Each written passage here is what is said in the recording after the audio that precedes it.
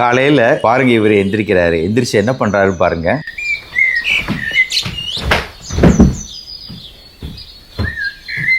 எல்லாருக்கும் காலை வணக்கம். வெயிட் இப்போ நீங்கள் வீடியோவில் பார்த்த மனிதர் பண்ண விஷயங்களை காலங்காத்தால பண்ணுனீங்க அப்படின்னா அன்னைக்கான நாள் கண்டிப்பாக உருப்பட போகிறது கிடையாது. வேண்டாம் சொல்லாத.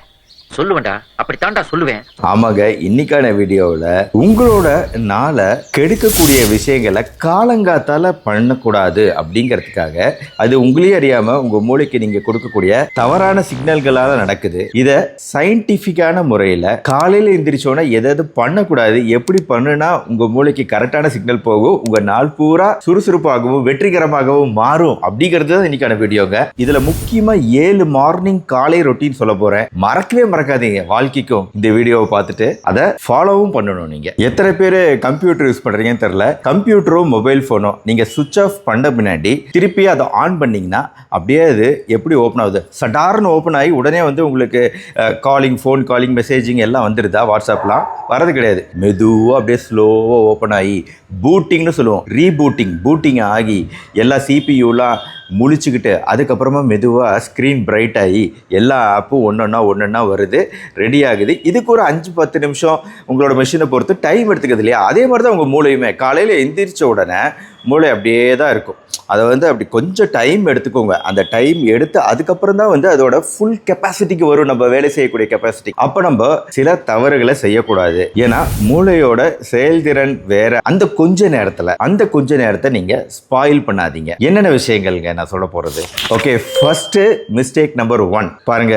வீடியோவில் இவர் என்ன பண்ணுறாரு? காலைல எந்திரிச்சோன்னா ஃபோன் எடுக்கிறார். எந்திரிச்சோன்னா லிட்ரலி அப்படி கையை இப்படி கொண்டு போய் எந்திரிச்சோன்னா அந்த ஃபோனை எடுத்து இப்படி வச்சு ஓப்பன் பண்ணுறதே அப்படி ஃபோன் முன்னாடி தான். அன்னைக்கான நாளை ஃபோனை எடுத்த உடனே உங்கள் மூளையோட அந்த அமைதியான மனநிலையை காலங்காத்தால ஹைஜாக் பண்ணிடுறீங்க, நீங்கள் கடத்திடுறீங்க. அறிவியல் ரீதியாக நம்ம என்ன சொல்கிறோன்னா டிஜிட்டல் ஓவர்வெல்ம். அதாவது காலங்காத்தால் நீங்கள் எடுக்கும்போது உங்கள் கார்டிசால் அப்படிங்கிற ஸ்ட்ரெஸ் ஹார்மோன், மன அழுத்த ஹார்மோனோட அளவுகளை 23% அதிகரிக்கிறீங்க. ஃபோனை கையில் எடுப்பதன் மூலமாக எடுத்த உடனே பண்ணீங்கன்னா 23% கார்டிசால் அதிகரிக்குது ஃபோனை கையில் எடுத்தோன்னே. ஏன்னா அந்த ஃபோனில் நீங்கள் அது சந்தோஷத்தை பார்க்குறீங்களோ, கெட்டதை பார்க்குறீங்களோ, நல்லதை பார்க்குறீங்களோ, அதெல்லாம் இம்மெட்டீரியல். ஃபோனை எடுத்துட்டிங்கனாலே கார்டிசால் இன்க்ரீஸ் ஆகும். இப்போ நீங்கள் கட்டாயம் அந்த தப்பை பண்ணாதீங்க. இப்போ மிஸ்டேக் நம்பர் 2, அப்படி படுக்கையிலேருந்து ஜம்ப் பண்ணி குதிச்சு வேகமாக போகணும் அப்படிங்கிற அவசியம் ஏற்படக்கூடாது. நீங்கள் அப்படி பண்ணவும் கூடாது. நீங்கள் மனசுக்குள்ளார படத்தில் பார்க்குற ரஜினிகாந்த் மாதிரி உங்களை நினச்சிக்கிறீங்க. இது ஒரு சூப்பர் ஹீரோ சிண்ட்ரோம். காலங்காத்தால குதிச்சுக்கிட்டு போகிறதோ, வேகமான உடல் அசைவுகளை உடனடியாக கொடுக்கறதோ, இம்மீடியட்டாக தூங்கி எழுந்தோன்னு கொடுக்கறதோ அதுவுமே நல்லது கிடையாதுங்க. ஏன்னா தூங்கும்போது உங்கள் உடம்பு ஒரு சோம்பேறித்தனமான கவர்மெண்ட் ஆஃபீஸ் எப்படி இருக்குமோ அப்படியே லேசியாக மெதுவாக ஒவ்வொரு வேலையாக நடக்கும்ல, அதே மாதிரி தான் உங்கள் உடம்புக்குள்ளார இதய துடிப்பு அப்படிங்கிறது 40 to 50 நிமிஷம் அப்படின்னு மெதுவாக இருக்கும். ரத்த அழுத்தம் ரொம்ப குறைவாக இருக்கும். மூமெண்ட்டே உங்கள் பாடியில் கிடையாதுங்கிறதுனால அந்த ஜாயிண்ட்டு சுரக்கக்கூடிய சைனோவில் ஃப்ளூயிடோட சுரப்பு ரொம்ப கம்மியாக இருக்கும். அதனால் காலையில் எந்திரிக்கும் போது சடனாக எதையும் பண்ணிடக்கூடாது. ஏன்னா நம்ம காலையில் எந்திரிச்சோன்னே நம்ம வேலைகளை ஸ்டார்ட் பண்ணுறது அப்படிங்கிறது, அந்த காலத்து அம்பாசிடர் இருக்காரு, குளிர்காலத்தில் பணியில் நிறுத்தி வச்சுருப்பீங்க. அடுத்த நாள் ஸ்டார்ட் பண்ணும்போது சாவியை திருகி அப்படியே ஜிஜுக்குன்னு ஸ்டார்ட் ஆகும்ல, அதே மாதிரி தான் நம்ம உடம்பும் கொஞ்சம் மெதுவாக தான் ஸ்டார்ட் பண்ணுங்க, வேற வழி கிடையாது. அதுவுமே கொஞ்சம் மக்கர் பண்ணும் காலங்காலத்தால். அடுத்து மிஸ்டேக் நம்பர் 3ங்க. அதாவது அடுப்பில் வானொலி வச்சுருங்க, சமைக்க போறீங்க. வானொலியில் ஃபர்ஸ்ட் எடுத்த உடனே சூடு பண்ண வானொலியில் மசாலா தூளை கொட்டுறீங்க. சாம்பார் செய்யறதுக்கு என்ன ஆகுங்க? மசாலா தூள் தீஞ்சு போயிடும். அதே மாதிரி தாங்க உங்க வயிறு அப்படிங்கிறது காலங்காத்தால அது எம்டியா இருக்க வானொலி மாதிரி சூடா இருக்கு வயிறு, ஆனா எம்டியா காலியா இருக்கு. அதுல உடனடியா நீங்க கொடுக்கக்கூடிய விஷயம் மசாலா தூள் இருக்கக்கூடாது. அதாவது காலங்காத்தால எந்திரிச்சோன்னா நீங்க கொடுக்கக்கூடிய காஃபி அப்படிங்கிறது எம்டி சூடான வானிலையில வெறும் மசாலா தூளை போடுற மாதிரி. நம்ம என்ன பண்ணுவோங்க சமைக்கிறதுக்கு?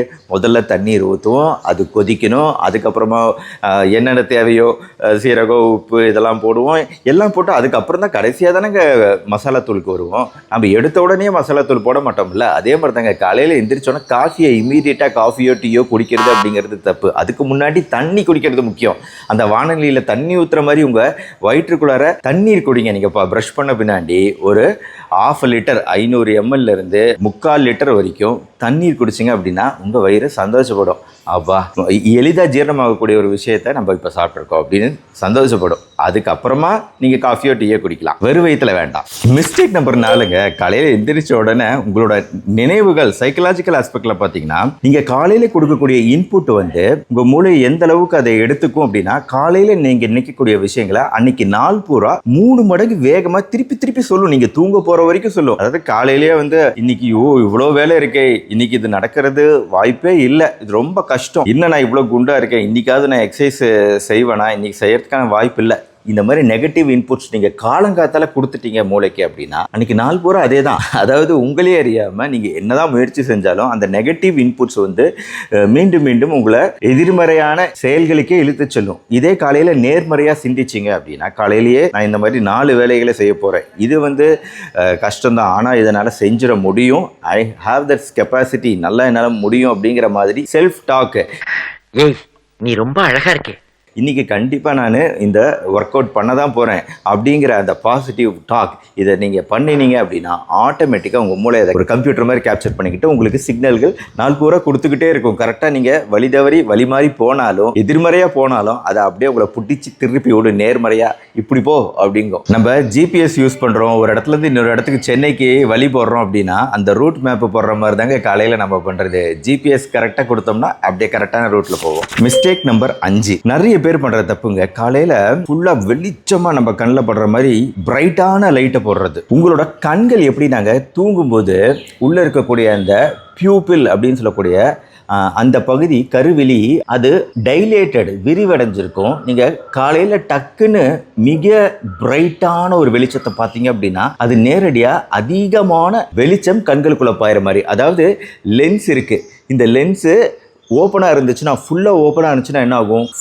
ஃபுல் லைட்டு இதுக்குள்ளே போகும். அப்போ இதை சென்சாரே டேமேஜ் ஆகுங்க. நம்ம கண்ணு வந்து ஏதோ ஆண்டவன் கொடுத்தது பவர்ஃபுல்லாக இருக்குது, அதனால் வந்து உங்களோட டேமேஜ் எல்லாம் அது தாங்கிட்டு இருக்கு. காலையில் எந்திரிச்சோன்னா கருவெளி ஓப்பனாக இருக்கிறதுனால நீங்கள் மைல்டான வெளிச்சத்தை பார்த்து கொஞ்ச நேரம் கழிச்சு தான் பிரைட்டான வெளிச்சத்துக்கு வரணும். அது ரொம்ப அவசியம், இல்லைன்னா அது கண்களுக்கு கெட்டது டேமேஜ் செய்யும். டியூப்லைட்டையோ லைட்டையோ படுக்கையிலேயே போட்டு விட்டீங்க, அதை வச்சு தான் குழந்தைங்க எந்திரிப்பாங்கன்னு சொல்லிட்டு லைட்டெல்லாம் ஃபுல்லாக போட்டு விட்டீங்க அப்படின்னா அது குழந்தைங்களுக்கு நம்ம இன்டைரக்டா நம்மளே அறியாமல் செய்யக்கூடிய கண்களுக்கு செய்யக்கூடிய டேமேஜுங்கிறத ஞாபகம் வச்சுக்கிட்டு மைல்டான மிதமான வெளிச்சத்தில் காலையில் எந்திரிக்கிற மாதிரி பாருங்க. இதோட அறிவியல் பெயர் என்னன்னா ஃபோட்டிக் ஸ்ட்ரெஸ் ரெஸ்பான்ஸ் அப்படின்னு இதுக்கு ஒரு பெயர் உண்டு. மேலும் இன்ட்ரெஸ்ட் இருக்கிறவங்க இது என்ன அப்படின்னு தேடி கண்டுபிடிச்சு பாருங்க.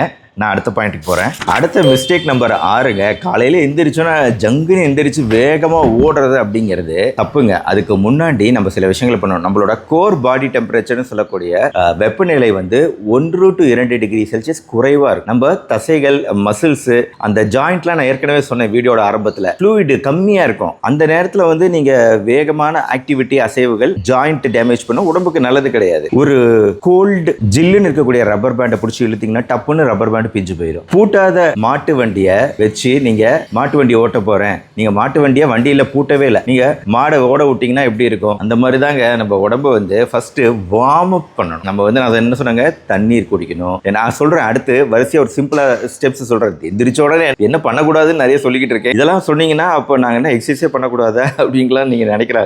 நான் கரெக்டான மெத்தட் என்னங்கிறதையும் சொல்றேன். மிஸ்டேக் நம்பர் 7, காலையில் எந்திரிச்சோன்னா ஹெவி ஃபுட்டு, கனமான உணவுகள் அப்படிங்கிறது நல்லது கிடையாதுங்க. ஒரு பெரிய பில்டிங்க்கு செக்யூரிட்டி கார்டு இருக்காரு, நைட்டு வந்து ஒரு 25 திருடர்கள் வந்துட்டாங்க அப்படின்னா அந்த ஒரு செக்யூரிட்டியால எப்படி சமாளிக்க முடியும்? அந்த மாதிரி உங்க வயிறு வந்து காலையில வந்து மிக அதிகமான கலோரிகள் கொண்ட உணவு கொடுத்தீங்கன்னா அது ஒரு பாம் மாதிரி, அது வந்து அவ்வளோ எளிதா வயிறால ஹேண்டில் பண்ண தெரியாது.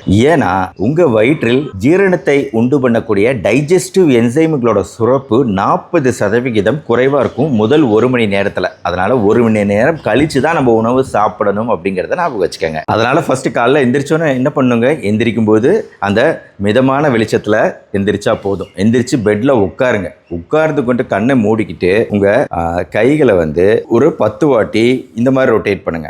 அடுத்து மறுபடியும் 10 வாட்டி இந்த மாதிரி மெதுவாக ரொட்டேட் பண்ணுங்க. உங்களால் முடிஞ்ச ஸ்பீடில் ஸ்லோவாக ரொட்டேட் பண்ணுங்க. அதுக்கப்புறம் உங்களோட ஆங்கிள்ஸ் பகுதி இருக்கு பார்த்தீங்களா, இந்த கால் பகுதியை கூட உட்கார்ந்து கொண்டே நம்ம ரோல் பண்ணுறோம். அப்படியே ஸ்லோவாக ரோல் பண்ணுறோம். அப்புறம் ஆப்போசிட் சைடில் ரோல் பண்ணுறோம். நிதானமாக இதை வந்து இந்த பக்கம் ரோல் பண்ணுறோம், அப்புறம் ஆப்போசிட் சைடில் ரோல் பண்ணுறோம். ஸோ இது பண்ணுறது 10 டைம் பண்ணுறோமாங்க. அதுக்கப்புறமா அடுத்து நம்ம என்ன பண்ணுறோன்னா கழுத்து பகுதியை நிதானமாக ஸ்லோவாக, காலையில் கழுத்து பகுதியை அசைக்கிறது ரொம்ப டஃப்பாக கஷ்டமாக இருக்குங்க. ஏன்னா நம்ம யூஸ் பண்ணுற தலைகாணியில் வந்து கழுத்து மட்டும் ஒரு நேச்சுரல் பொசிஷனில் இல்லாமல் ஒரு மாதிரி ஏதோ ஒரு பொசிஷனில் தூங்கியிருப்போம். அதனால் கழுத்து வந்து சில சமயம் கடமுடான கஷ்டத்தை கொடுக்கலாம். உட்காந்துக்கிட்டு தான் இருக்கீங்க, இருந்தாலுமே நல்லா கிரிப்பாக பிடிச்சிக்கோங்க. கட்டில் பிடிச்சிக்கிட்டு ஸ்லோவாக மூவ் பண்ணுறோம். ஆனால் மூவ் பண்ணுறது கொஞ்சம் கஷ்டமாக தாங்க இருக்கும். ட்ரை பண்ணுங்க, முடிஞ்சால் பண்ணுங்க, இல்லைனா இது ஆப்ஷனல் தான். அப்புறம் எந்திரிச்சு ப்ரஷ் பண்ணுங்க. ப்ரஷ் பண்ணி தண்ணீர் குடிங்க. எடுத்த உடனே தண்ணீர் தான் 1/2 லிட்டர் to 3/4 லிட்டர் தண்ணீர் குடிக்கிறோம். அதுக்கப்புறமா கொஞ்சம் நேரம் கழிச்சு சுடுதண்ணீர் கூட குடிக்கலாம். சுடுதண்ணீர், எலுமிச்சை தேன் சேர்த்து குடிக்கக்கூடிய தண்ணீர் அப்படிங்கிறது நம்மளுக்கு வெயிட் லாஸ் ட்ரை பண்ணுறவங்களுக்கு கொஞ்சம் நல்லது. லிபிட்ஸ் கொழுப்புகளை குறைக்கும்னு நினைக்கிறவங்களுக்கு நல்லது.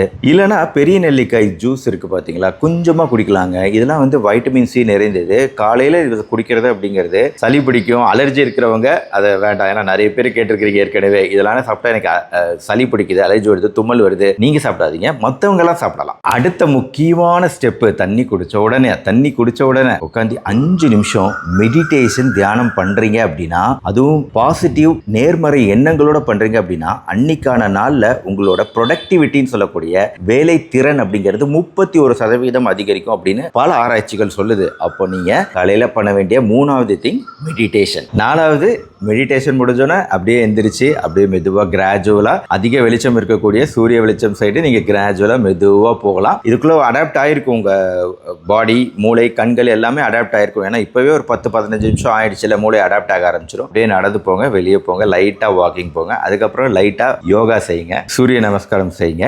இப்போ நீங்கள் கழுத்தை வந்து ரோல் பண்ணுறது, ஷோல்டர் ரோல் பண்ணுறது, இதையெல்லாம் பண்ணிங்கன்னா கொஞ்சம் ஃப்ரீயாக இருக்கும். ஏன்னா ஃபஸ்ட்டு எடுத்தோன்னே பண்ணுறது கொஞ்சம் கஷ்டமாக இருக்கும். அப்புறம் கேட் கவ் போஸ், இதை பற்றி நான் சொல்லியிருக்கிறேன், நிறைய செஞ்சு காமிச்சிருக்கிறேன். நம்ம கேட் கவ் 2 கை 2 காலில் நின்று நம்ம பண்ணக்கூடிய கேட் கவ் போஸ் செய்யுங்க. ஜென்டிலாக அது வந்து உங்களோட ஸ்பைன், முதுகு தண்டுக்கு ஒரு ஸ்ட்ரெச்சை கொடுக்கும். இந்த வார்ம் அப்லாம் பண்ணிவிட்டு அதுக்கப்புறமா வாக்கிங் போகிறதுனா போங்க. அதுக்கப்புறமா வார்ம் அப் பண்ணாமல் எக்ஸசைஸ் செய்யாதீங்க. ஏன்னா எடுத்த உடனே ஜாயிண்ட்டு ஓடுறது அப்படிங்கிறது தான் நல்லது கிடையாது. எல்லாம் முடிச்சுட்டு ஒரு 1.5 மணி நேரத்துக்கு மேலே உணவு டேபிளுக்கு வாங்க. இட்லி, உப்மா, சாம்பார், சட்னி, ஓட்ஸு, ராகி கஞ்சி, வாழைப்பழம், பப்பாளி, நைட்டு ஊற வைத்த பாதாம், 2 துண்டு பேரிச்சம்பழம், கொஞ்சம் மோர், எது வேணாலுங்க, எந்த காம்பினேஷன் வேணாலும் லைட்டாக எடுத்துக்கோங்க. அதிகமான ஸ்வீட்டு, ப்ராசஸ் ஃபுட் இதெல்லாம் நான் காலையில் சாப்பிட மாட்டேன், விட்டுருங்க. அஸ்வகந்தா, பிராமி, திரிபலா, இதை பற்றிலாம் நான் பேசலாம்னு நினச்சேன். இது போதுங்க, இதெல்லாம் நார்மல் ரொட்டீன்ஸ். இதுக்கு மேலே தேவைப்படுறவங்களுக்கு இன்னும் ஸ்பெஷலைஸ்டு சப்ளிமெண்ட்டோ சில விஷயங்கள்லாம் தேவைப்படுது அப்படின்னா அது நம்ம தனியாக பேசிக்கலாம். இல்லை கமெண்ட் செக்ஷனில் கேளுங்க, சொல்கிறேன். உங்களோட மார்னிங் ரொட்டீன் இந்த மாதிரி இருக்கா அப்படிங்கிறதையும் கமெண்ட் செக்ஷனில் சொல்லுங்கள். இந்த வீடியோ பிடிச்சிருச்சா லைக் பண்ணுங்கள். கண்டிப்பாக உங்கள் ஃப்ரெண்ட்ஸ் அண்ட் ரிலேட்டிவ்ஸ்க்கு ஷேர் பண்ணுங்கள். ஆரோக்கியம் விரும்பக்கூடிய மக்களுக்கு ஷேர் பண்ணுங்கள். நம்ம சேனல் டாக்டர் கார்த்தியை தொடர்ந்து சப்ஸ்கிரைப் பண்ணி ஃபாலோ பண்ணுங்கள். மறுபடியும் நாளைக்கு பார்ப்போம். நன்றி, வணக்கம்.